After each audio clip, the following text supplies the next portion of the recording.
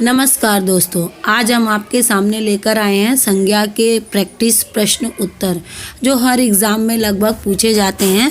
हर exam की दृष्टि से बहुत ही महत्वपूर्ण होते हैं।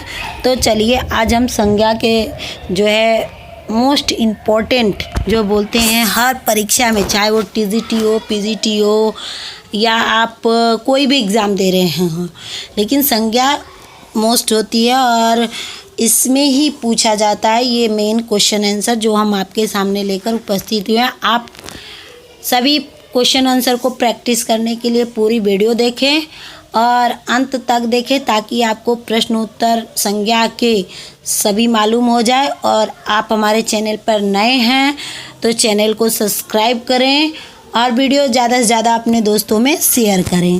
तो चलिए आज हम पढ़ते हैं संज्ञा के प्रश्न उत्तर। पहला प्रश्न क्या है? पहला प्रश्न पूछा गया है कि निम्नलिखित, देखिए पहला प्रश्न है निम्नलिखित में से समूहवाचक संज्ञा बताइए। समूहवाचक संज्ञा आपको बतानी है, तो बताइए समूहवाचक संज्ञा कौन सा है?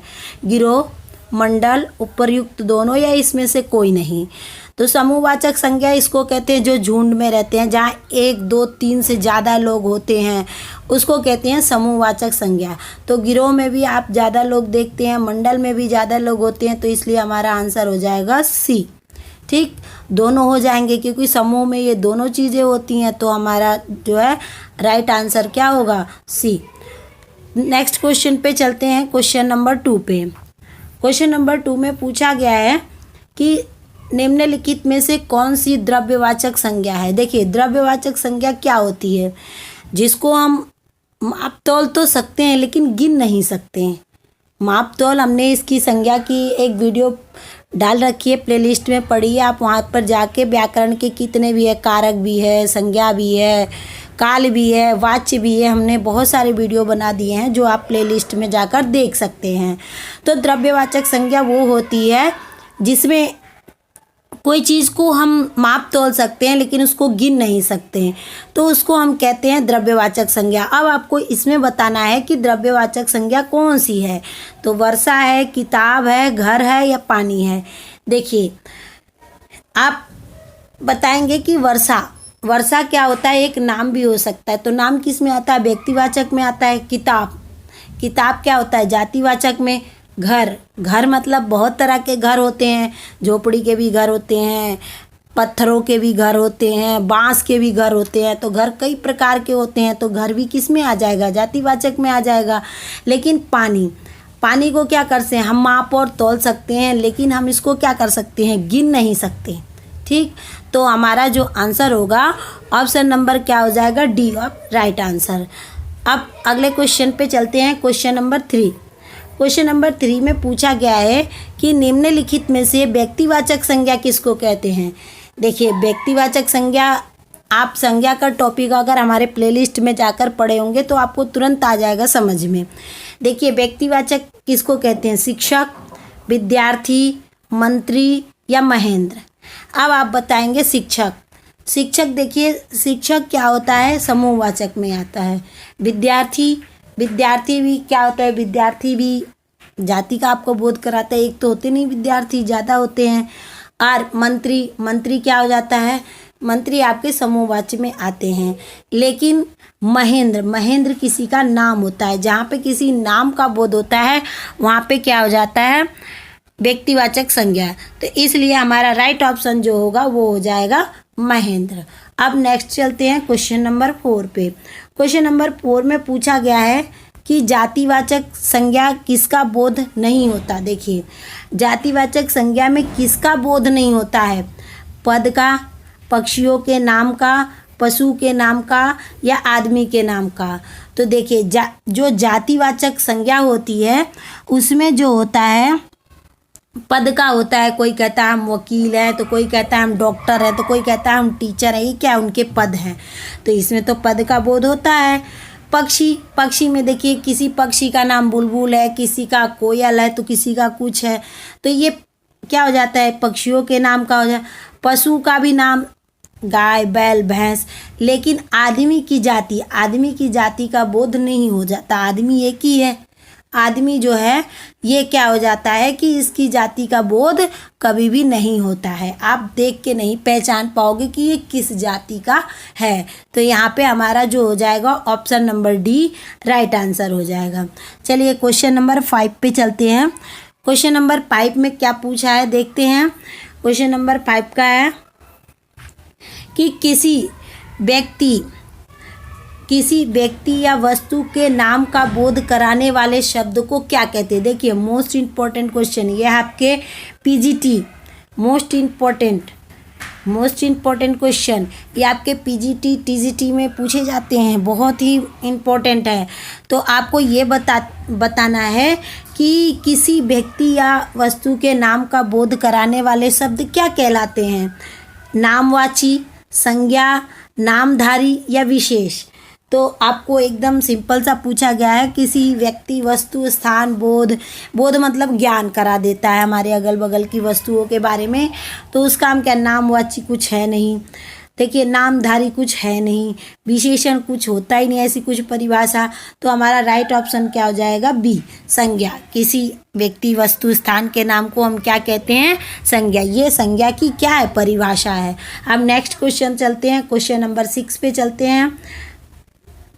आपको हमारी वीडियो अच्छी लग रही हो तो अपने दोस्तों में ज़्यादा से ज़्यादा शेयर करें और वीडियो को लाइक ज़रूर करें। आप हमारे चैनल पर नए हैं तो चैनल को सब्सक्राइब कर दें। हम रोज़ाना आपके लिए नई नई वीडियो अपलोड करते हैं ताकि आप जब भी हम वीडियो डालें आप हमारे जो है वीडियो को सबसे पहले देख पाए। इसलिए हमारे चैनल को सब्सक्राइब करें और बेल आइकन को दबाना ना भूलें। तो चलिए अगला क्वेश्चन पढ़ते हैं। अगला क्वेश्चन क्या है, निम्नलिखित में से भाववाचक संज्ञा शब्द बताइए। अब ये जो शब्द हैं ये कौन कौन सा है, निम्नलिखित में से भाववाचक संज्ञा शब्द बताना है। ये क्या है संज्ञा शब्द, प्रेम, मिठास। संज्ञा देखिए भाववाचक में बताना है, शत्रुता और उपर्युक्त सभी। तो निम्नलिखित में से भाववाचक संज्ञा आपको बतानी है, कौन सा शब्द इसमें भाववाचक है। तो जल्दी आप सोचिए और तुरंत बताइए। देखिए जो हमारे अंदर से भाव उत्पन्न होते हैं, जो अपने आप मतलब प्रकट हो जाते हैं दूसरे के सामने, अंदर से भाव उत्पन्न होकर, उसको हम कहते हैं भाववाचक। प्रेम देखिए हमारे अंदर से प्रकट होता है। मिठास ये भी हमारे अंदर से ही हम स्वाद को चख के बताते हैं, ये मीठा है, तीता है, खट्टा है, कैसा है। शत्रुता हमारे मन में है। शत्रु तो सामने वाला खड़ा है, लेकिन शत्रुता मतलब ये हमारे मन की भावना है कि वो मेरा शत्रु है, मैं उसे शत्रुता की भावना निभानी है। तो ये तीनों क्या होते हैं, भाववाचक में है। तो इसलिए हमारा ऑप्शन क्या हो जाएगा, सही, डी उपर्युक्त सभी। अगले क्वेश्चन पे चलते हैं, क्वेश्चन नंबर 7 पे। देखिए क्वेश्चन नंबर 7 क्या पूछा है, बहुत ही आसान क्वेश्चन है। निम्नलिखित में से कौन सा व्यक्तिवाचक संज्ञा नहीं है। देखिए यहाँ पे नहीं पूछा है, एग्जाम में लगभग नहीं दिखाई पड़ता है और इसी में बच्चे क्या हो जाते हैं, कंफ्यूज। तो आप नहीं को बहुत ध्यान से पढ़िए, हम अंडरलाइन कर दिए हैं। अब आप बताइए इसमें भाववाचक संज्ञा कौन सी नहीं है, रामायण, पटना, औरत, गंगा। तो आपको बताना है कि व्यक्तिवाचक संज्ञा उसको कहते हैं जिसमें नाम का बोध होता है, और इसमें किसका नाम का बोध नहीं हो रहा है। तो रामायण एक पुस्तक का नाम है, पटना एक शहर का नाम है, गंगा एक नदी का नाम है, औरत जो है औरत स्त्री को कहते हैं और आपको पता ही है। तो बताइए इसमें कौन सा है, क्वेश्चन नंबर 7। क्वेश्चन नंबर 7 देखिए, रामायण एक पुस्तक का नाम है तो ये तो है व्यक्तिवाचक। पटना एक शहर का नाम है तो ये भी व्यक्तिवाचक हो गया। गंगा एक नदी का नाम है तो ये भी व्यक्तिवाचक हो गया। और क्या नहीं पूछा है, तो नहीं में हमारा ऑप्शन सी सही हो जाएगा। औरत स्त्री को बोलते हैं तो स्त्री का कोई भी नाम हो सकता है, सीता, गीता, मीता, रीता, कुछ भी हो सकता है। तो इसलिए यहाँ पे व्यक्तिवाचक जो नहीं है वो है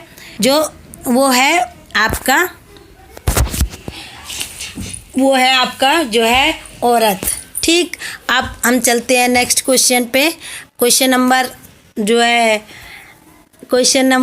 8 पे चलते हैं। क्वेश्चन नंबर 8, चलिए क्वेश्चन नंबर 8 पे चलते हैं। क्वेश्चन नंबर 8 में क्या पूछा है कि निम्नलिखित में से आपको बताना है कि निम्नलिखित में से कौन सा कथन सत्य है, असत्य है, सॉरी असत्य, असत्य पूछा है, सत्य नहीं पूछा है, ध्यान दीजिएगा। निम्नलिखित में से कौन सा कथन असत्य है? तो पहला ऑप्शन है संज्ञा शब्द अविकारी होते हैं, संज्ञा शब्द लिंग वचन के अनुसार परिवर्तित होते हैं, द्रव्यवाचक संज्ञा को पदार्थवाचक संज्ञा भी कहते हैं, नाप या तौल का ज्ञान कराने वाले शब्द को क्या कहते हैं? संज्ञा कहते हैं। कौन सी संज्ञा? द्रव्यवाचक संज्ञा। तो आप बताइए, कमेंट करिए। देखिए अब आपको हम बताते हैं ऑप्शन नंबर, लास्ट से चलते हैं आपको बताते हुए। तो ऑप्शन नंबर डी देखिए, डी क्या कह रहा है? नाप तौल के ज्ञान कराने वाले शब्द को क्या कहते हैं? द्रव्यवाचक। ये राइट है, ठीक। अब देखिए सही पूछा है, नाप तौल जहाँ हम करते हैं उसको हम द्रव्यवाचक कहते हैं, और द्रव्यवाचक संज्ञा को पदार्थवाचक संज्ञा भी कहते हैं, ये भी राइट है। संज्ञा शब्द लिंग वचन के अनुसार परिवर्तित होते हैं, हाँ होते हैं, लिंग वचन के अनुसार जो है संज्ञा हमेशा परिवर्तित होती है, तो ये भी राइट है। लेकिन संज्ञा शब्द अविकारी होते हैं, ये गलत है। अविकारी नहीं होते, विकारी होते हैं संज्ञा शब्द। तो जहाँ पूछा असत्य है तो हमारा क्या हो जाएगा आंसर? यहाँ पे क्या हो जाएगा? असत्य में संज्ञा, संज्ञा शब्द अविकारी नहीं विकारी होते हैं। अब अगला चलते हैं, क्वेश्चन नंबर 9 पे चलते हैं। क्वेश्चन नंबर 9 देखिए, संज्ञा के कितने भेद होते हैं? तो आपको बताना है संज्ञा के 3 भेद होते हैं, 4 भेद होते हैं, 5 होते हैं या 6 होते हैं। आप कमेंट करिए, सोचिए और बताइए। देखिए संज्ञा के मोस्ट आप पढ़े होंगे, हमारे डिस्क्रिप्शन बॉक्स में जाइए, वहाँ संज्ञा की पूरा मैंने पार्ट को समझाया हुआ है, ताकि आपको एक बार में देख के दोबारा बुक खोलने की ज़रूरत नहीं पड़ेगी। तो आपको ये बतानी है कि संज्ञा के कितने भेद होते हैं, 3, 4, 5 या 6। तो जाहिर की बात है कि आप संज्ञा के कितने भेद होते हैं? 5। कौन कौन से होते हैं? जातिवाचक, व्यक्तिवाचक, भाववाचक, द्रव्यवाचक और समूहवाचक। देखिए ये 5 भेद होते हैं। फिर से मैं बता देती हूँ, जातिवाचक, व्यक्तिवाचक, भाववाचक, द्रव्यवाचक और समूहवाचक। अब नेक्स्ट क्वेश्चन चलते हैं, क्वेश्चन नंबर 10 पे चलते हैं। क्वेश्चन नंबर 10 का दिया है, निम्नलिखित में से कौन सा द्रव्यवाचक संज्ञा नहीं है? देखिए द्रव्यवाचक संज्ञा हमने पहले भी कहा था, जिसको हम नाप तौल सकते हैं लेकिन गिन नहीं सकते। तो अब आप पकड़ लिए होंगे कि कौन सा द्रव्यवाचक संज्ञा नहीं है जिसको हम नाप तौल दें लेकिन हम उसको गिन ना सके, ठीक। तो कौन सा है? चलिए चलते हैं, ऑप्शन पढ़ते हैं पहले। निम्नलिखित में से कौन सा द्रव्यवाचक संज्ञा नहीं है? लोहा, घड़ी, तेल या दूध। देखिए नाप तौल सकते हैं लेकिन गिन नहीं सकते, गिनती नहीं कर सकते। कौन सा हो सकता है? तेल हम लीटर में नापते हैं, तेल भी हम लीटर में ही नापते हैं, दूध भी हम लीटर में ही नापते हैं, लोहा किलो में नाप लेते हैं, लेकिन क्या नहीं नाप सकते हैं, किसकी नाप तौल नहीं कर सकते हैं? वो है घड़ी। घड़ी समय बताती है ना, तो हम इसका नहीं कर सकते हैं। चलिए नेक्स्ट क्वेश्चन पे चलते हैं, क्वेश्चन नंबर 11।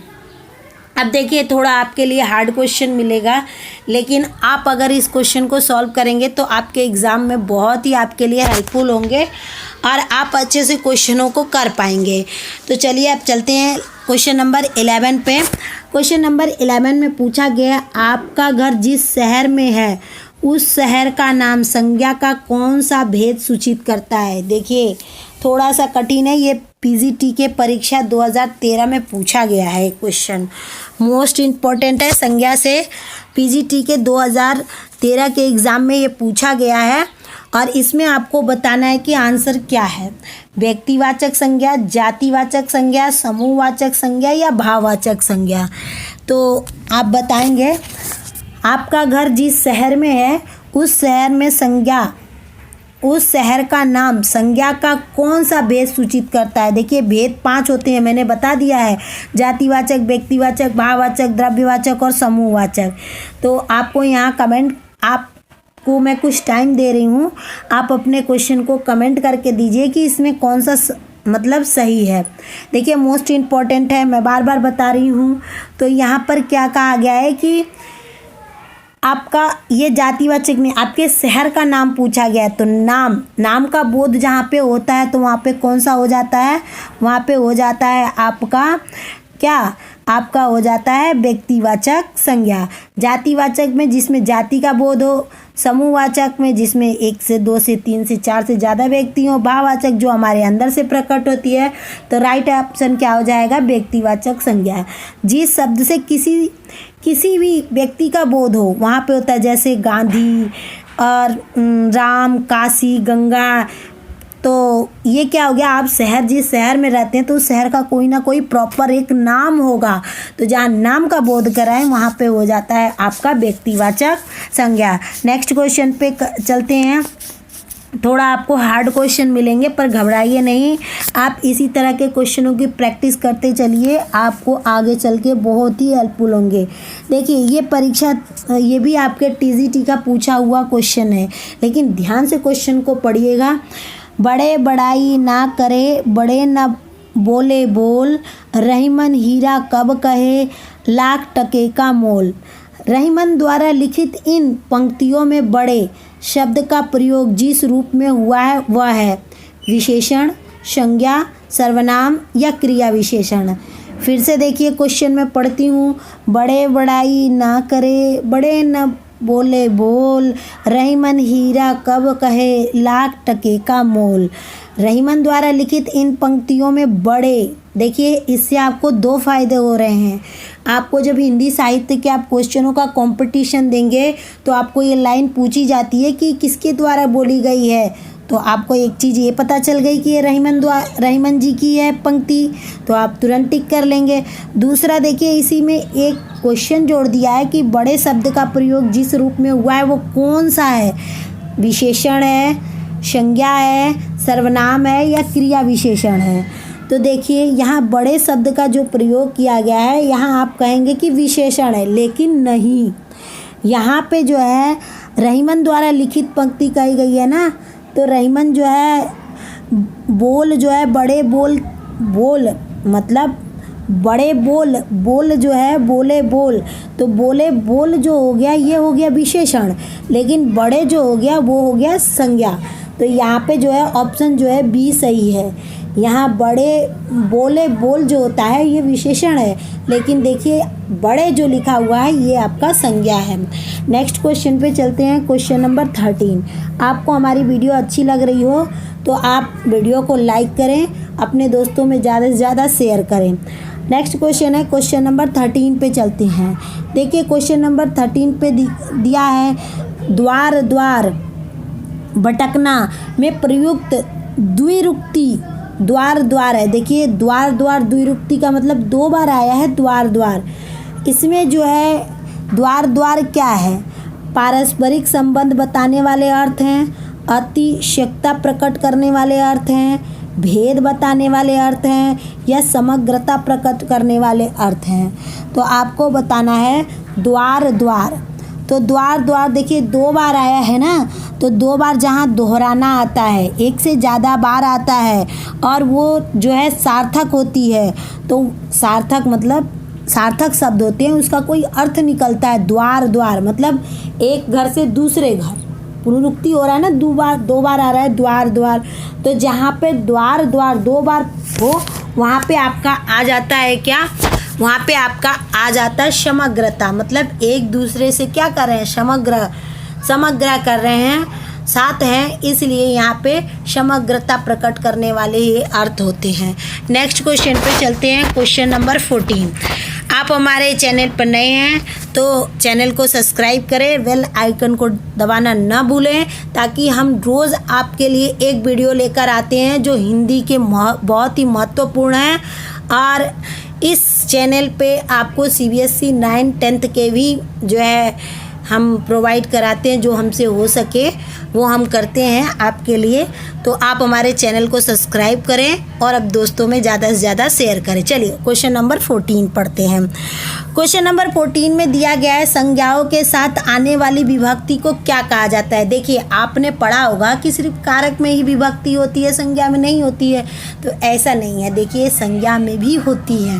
संज्ञा के साथ आने वाले विभक्तियों को क्या कहा जाता है, संश्लिष्ट, विश लिस्ट, विश लिस्ट और उपर्युक्त में से कोई नहीं। तो देखिए पहला क्या दिया है, संश्लिष्ट, ठीक है, संश्लिष्ट है, विश लिस्ट है, देखिए सलिष्ट है या उपर्युक्त में से कोई नहीं है। तो आपको बताना है कि संज्ञाओं के साथ आने वाली विभक्ति को क्या कहा जाता है। तो देखिए संज्ञाओं के आने वाली विभक्ति को क्या जाता है, विश लिस्ट कहा जाता है।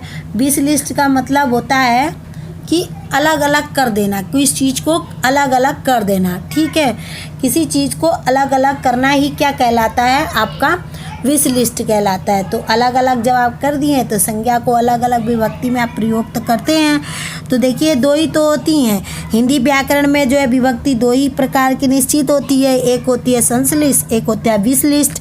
संश्लिष्ट का मतलब होता है संश्लेषण करना, मतलब किसी चीज़ को इकट्ठा करना, और विश लिस्ट का मतलब होता है किसी चीज़ को खंडित खंडित पार्ट में उसको तोड़ देना। तो ये आपका राइट आंसर हुआ विश लिस्ट। अब नेक्स्ट क्वेश्चन पे चलते हैं, क्वेश्चन नंबर 15। क्वेश्चन नंबर 15 में क्या पूछा गया है, क्वेश्चन नंबर 15 में पूछा गया है हमारे देश में जयचंद की कमी नहीं। देखिए क्वेश्चन को ध्यान से पढ़िएगा, ये भी क्वेश्चन आपके पीजीटी 2012 में ही पूछे गए थे, ठीक है, ये आपके पीजीटी के 2012 में भी पूछे गए हैं और 2005 में भी पूछे गए हैं। तो हमारे देश में जयचंद्रों की कमी नहीं में जयचंद संज्ञा शब्द के किस वेद के अंतर्गत आता है, व्यक्तिवाचक, समूहवाचक, जातिवाचक या भाववाचक। तो आपको बताना है कि हमारे देश में जयचंदों की कमी नहीं जयचंद संज्ञा के किस वेद के अंतर्गत आता है, आप बताइए, कमेंट करिए, मैं आपको कुछ समय देती हूँ, ठीक है। किस में आता है, देखिए हमने आपको पहले भी बता दिया है, संज्ञा के 5 भेद, जातिवाचक, व्यक्तिवाचक, भाववाचक, द्रव्यवाचक और समूहवाचक। तो आपको एक चीज़ इसमें नहीं दिया हुआ है, आपको क्या नहीं दिया है कि द्रव्यवाचक नहीं दिया हुआ है, आपको 4 दिए हुए हैं, ठीक। तो आपको इसी में से एक बताना है कि जयचंद्र जो आया है वो किसका है। तो जयचंद्र एक जाति का बोध कराता है, तो यहाँ पे क्या हो जाएगा, जातिवाचक संज्ञा। अगले क्वेश्चन पे चलते हैं, क्वेश्चन नंबर 16।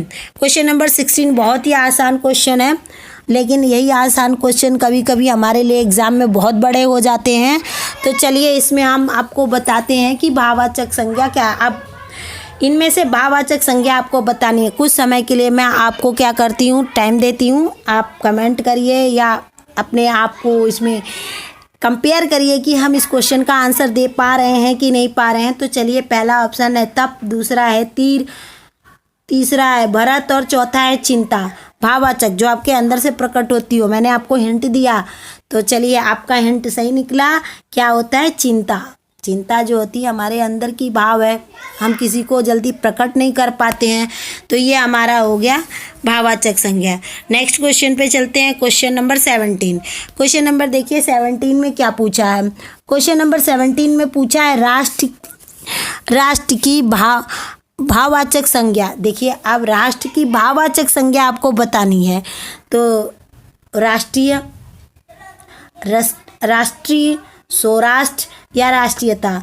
तो जब आप भाववाचक बनाएंगे, हमने कुछ नियम भी आपको बताए थे कि संज्ञा से कैसे भाववाचक बनाते हैं, विशेषण से कैसे भाववाचक बनाते हैं, क्रिया से कैसे हम भाववाचक संज्ञा बनाते हैं, और अव्यय से कैसे हम भाववाचक, ये हमारे आप संज्ञा का जब लेसन को पढ़ेंगे, जाकर देखेंगे प्लेलिस्ट में, तो आपको समझ में आ जाएगी। तो यहाँ पर राष्ट्र का भाववाचक संज्ञा क्या है, राष्ट्रीयता होगी, ठीक है। अगले क्वेश्चन पे चलते हैं, क्वेश्चन नंबर 18 में भी यही पूछा गया है कि सुंदर का भाववाचक संज्ञा बताइए। अब सुंदर का देखिए ये आपको किसमें, नवोदय विद्यालय में पूछा गया था, ये क्वेश्चन नवोदय के पेपर में पूछा गया है। सुंदर का भाववाचक क्या हो गया, सुंदरता, सौंदर्य, ए और बी दोनों उपयुक्त में से कोई नहीं। तो आपको बताना है कि सुंदरता का क्या होता है। तो सुंदरता का जो होता है, सुंदर का क्या हो जाएगा, सुंदरता भी हो जाएगा और सौंदर्य भी हो जाएगा। तो यानी कि हमारा राइट ऑप्शन क्या हो जाएगा? सी। नेक्स्ट क्वेश्चन पे चलते हैं, क्वेश्चन नंबर 19। क्वेश्चन नंबर 19 में पूछा गया दासत्व किस प्रकार की संज्ञा है। देखिए बहुत ही आसान है। दासत्व मैंने बताया था आपको कि जातिवाचक से भाववाचक कैसे बनाते हैं। ये हमारे अगले वीडियो जो संज्ञा का फुल मैंने पढ़ाया हुआ है लेसन को अच्छी तरह से, तो उसमें ये चीज़ हमने बता रखा है। और आपको बताना है पदार्थवाचक जिसको हम द्रव्यवाचक भी बोलते हैं, व्यक्तिवाचक, भाववाचक या जातिवाचक। दासत्व, दास, दास जानते हैं, इसी का जो है भाववाचक संज्ञा क्या हो जाता है? दासत्व। तो ये मतलब क्या हो जाएगा? हमने बता दिया आपको भाववाचक संज्ञा। चलिए अब हम आज के वीडियो के लास्ट क्वेश्चन है, इस पे चलेंगे। और आपको हमारी वीडियो अच्छी लगी हो तो अपने दोस्तों में शेयर ज़रूर करिए। आप हमारे चैनल पे नए हैं तो रोज़ हम आपको एक वीडियो अपलोड करते हैं। आप जो है अपने एग्ज़ाम की दृष्टि से बहुत ही प्रिपेयर हो सकते हैं, स्ट्रांग हो सकते हैं बार बार इन क्वेश्चनों का अभ्यास करके। तो आज के इस क्वेश्चन का जवाब दीजिए। रुकावट किस प्रकार की संज्ञा है? जातिवाचक, व्यक्तिवाचक, भाववाचक, द्रव्यवाचक। रुकावट, रुकावट का मतलब रुक जाना। तो आपके अंदर से भाव प्रकट हुआ, आप रुक गए, तो क्या हो गया? भाववाचक संज्ञा हो गया। आज के लिए इतना ही। हम आपको फिर कल एक नई वीडियो लेकर आएंगे आपके सामने। तब तक के लिए धन्यवाद। Bye bye, take care.